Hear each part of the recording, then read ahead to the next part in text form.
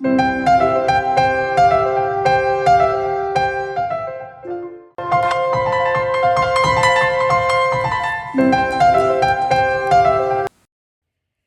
take a quick look at blood composition.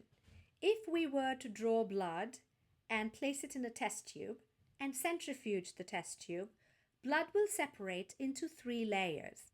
The bottom layer that you see in red here are packed with red blood cells.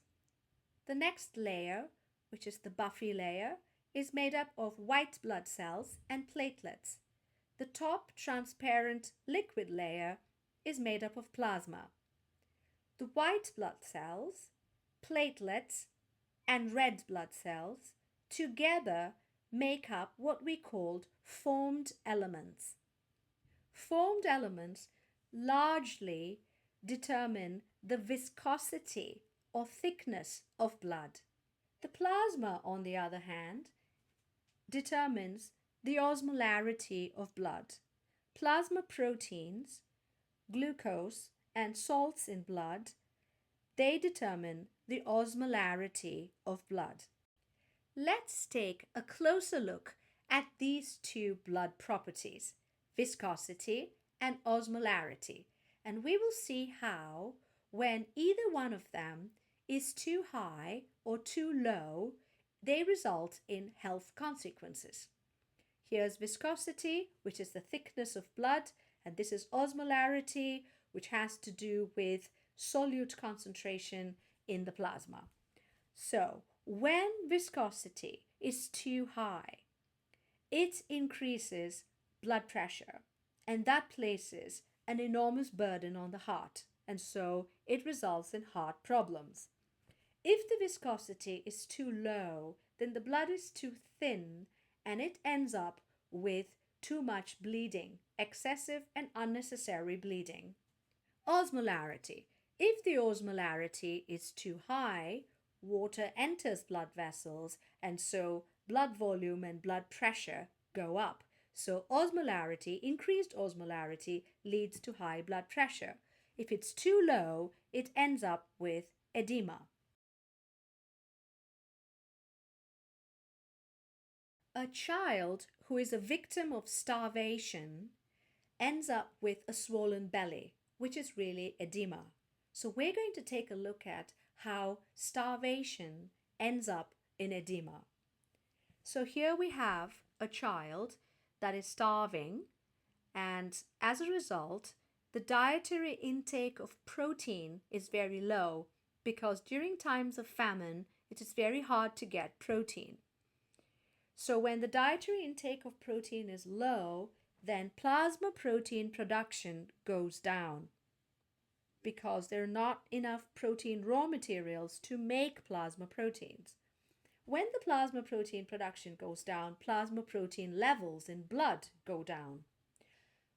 We've just learned that plasma protein levels have something to do with osmolarity. So blood osmolarity also goes down.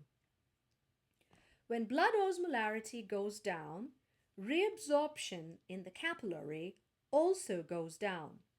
So when that happens, more fluid leaves the capillary than enters. So fluid leaves blood vessels. And this ends up with an accumulation of fluid, and we call this edema.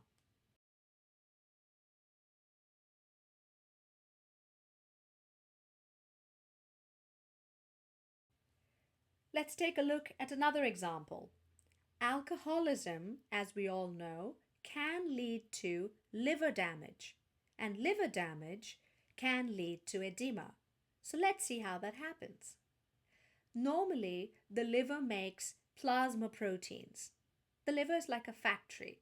It makes majority of the proteins that end up in the plasma.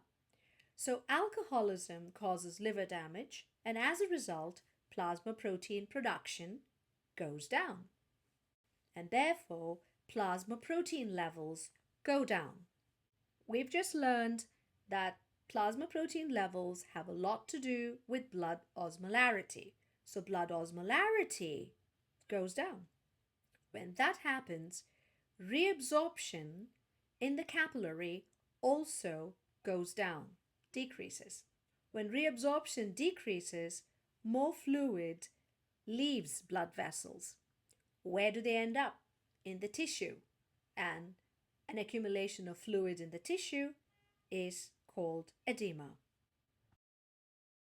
Let's take a look at a different example. It's the opposite of what we just saw, and that is how diabetes ends up with high blood pressure. So a person with diabetes can end up with high blood pressure.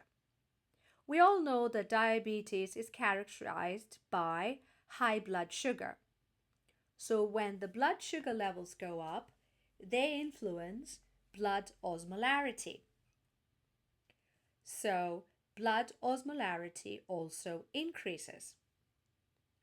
When blood osmolarity increases, more fluid is drawn into the capillary, so reabsorption increases